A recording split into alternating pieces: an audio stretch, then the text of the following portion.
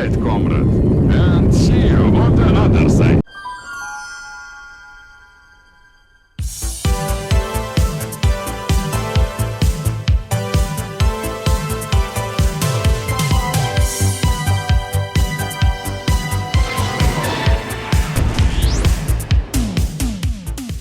Hey my fellow friendsets, it's Chris from Shughead Gaming, bringing you my review for Yupitergrad, developed and published by Game Dust. Yupitergrad released a few months back on PC VR, but now releases January 26, 2021 for the Oculus Quest and Quest 2 for an estimated price of $15. Of course, that's depending on your region. A PSVR version was planned to release at the end of January, but has been delayed to a later date. Yupitergrad is a cel-shaded swinging adventure that puts a fun spin on the whole Spider-Man and VR mechanic. I actually really enjoyed my time with this on PC, so keep it here and let's see how the port to Quest plays out. As always guys, if you like this video, please hit that like button. It not only helps out my channel, but VR gaming as a whole. And if you'd like to see more VR content from me, please consider subscribing. And for video updates, make sure you guys hit that bell icon. Okay, let's talk graphics. When looking at Yupitergrad's visual style, comparisons to Borderlands and Jurassic World Aftermath are sure to be the first things that come to people's minds, along with maybe a slightly deeper cut in the criminally underrated flat game Void Bastards. With their simpler textures and cel-shaded visual style, these style of games just make sense in VR, as it often makes for an easier game to run on lower powered hardware. As a result, Yupitergrad stands as a nice looking game that manages to bring its large scale swinging game from the PC to the Quest, with really only a few small concessions. On the Quest 2, a bit of detail drop can be seen in the larger levels, but it is still extremely playable and never affected gameplay in the slightest. Additionally, a reduction can be seen in some lighting effects and texture detail, making the game visually come off a bit simpler, but honestly, due to the game's already simplistic approach to the diesel punk art style, I really didn't catch this until comparing footage outside of the headset. What I did catch, however, was an increase of visible jagged edges due to the lower aliasing on the Quest port, but again, honestly, when swinging around the levels, this really just didn't stand out, and it never made me wish I was back on the PC. Comparisons aside, Yupitergrad is certainly a simply designed game that doesn't seem to be too concerned with offering a crazy visual spectacle. Its quarter-heavy levels do open up into some massive open areas, but for the most part, it sticks to its level design, as much of the game is based around locomotion-based puzzles that require you to navigate these focused areas, almost like a platform game. Truthfully, the game could have offered up a bit more visual variety to keep things interesting, but the game also never overstays its welcome, making Yupitergrad more of a pick-up-and-play adrenaline shot of VR, in which visual variety matters much less. Comparisons to other cel-shaded games are certainly fair, but what Yupitergrad delivers here still stands out on the Quest store and comes off very polished on both the Quest and Quest 2, making it a joy to swing through in VR. Sound is up next.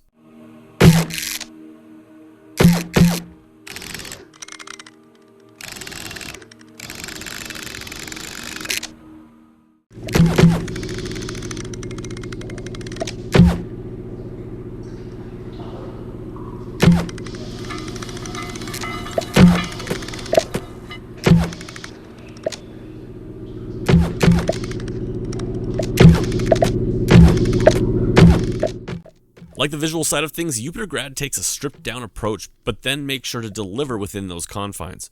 Reveling in its Cold War-era Soviet Union aesthetic, Yupitergrad rarely misses a chance to deliver an almost comic book riff on this era.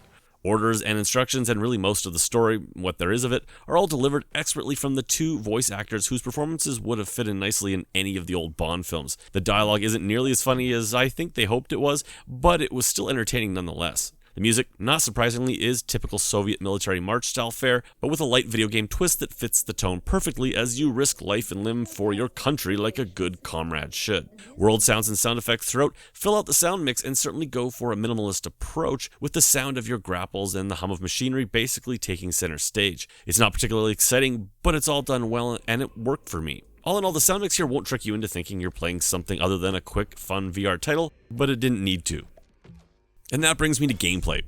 Yupitergrad, I'm sure, is likely to make one of my top picks in a future video game for hidden gems on the Quest, as I fear many might simply pass it by with its odd title and the lack of promotion that many VR games suffer from. And it's a shame too, because for my money, I would pick up Yupitergrad over more recent titles like Jurassic World Aftermath and Warhammer 40k Battle Sister. With a campaign clocking in at only a few hours, this isn't the longest game, but it sets out to deliver something that is just so totally VR and nails it.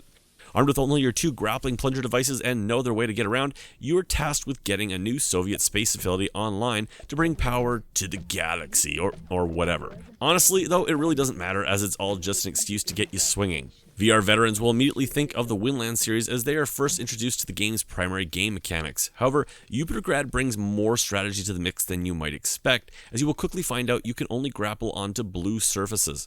Pulling back on each thumbstick while grappled will retract your lines, giving you the ability to not only pull yourself in, but also the ability to affect the pendulum of your swing.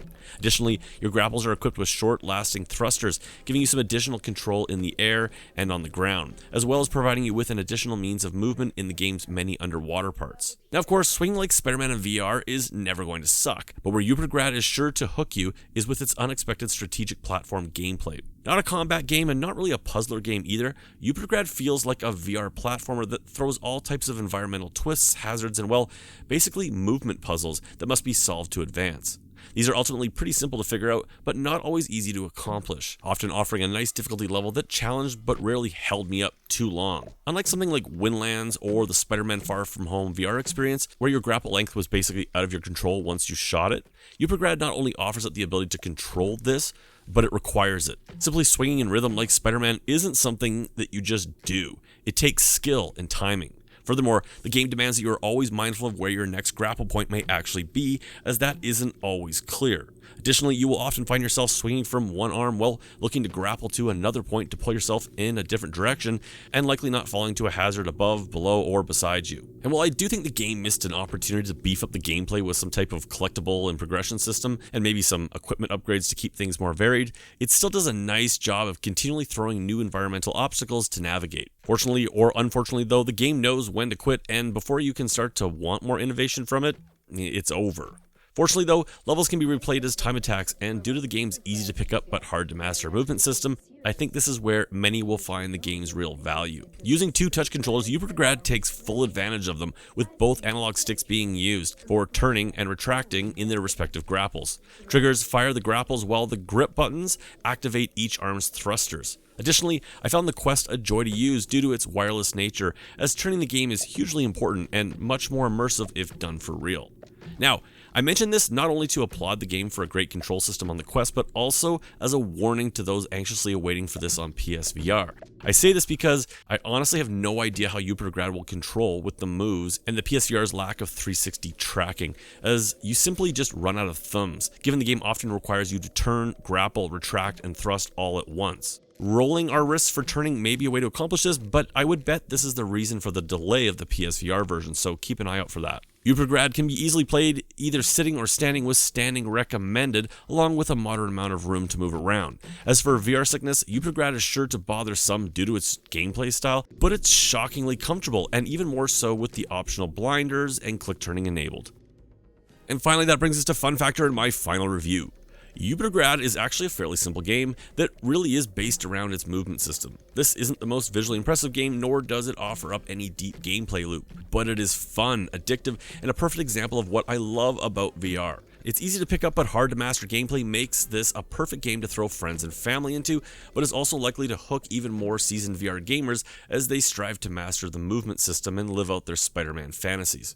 As you guys know, I hate numbered review scores, and instead rate games on a scale of buy it, burn it, or wait on it. This is definitely a buy for me, guys. This certainly isn't a deep gameplay experience, but it's polished fun and made for VR gaming done right, offering the best Spider-Man-esque swinging gameplay I've ever experienced across all VR headsets. Those looking for combat or mind-bending puzzles, this is not that game, but I think most VR gamers will enjoy themselves here regardless. Anyways, guys, that's it for me. If you like this video, please hit that like button. And if you'd like to see more VR content from me, please consider subscribing, guys. Thanks for stopping by, and as always, I'll catch you on my next video.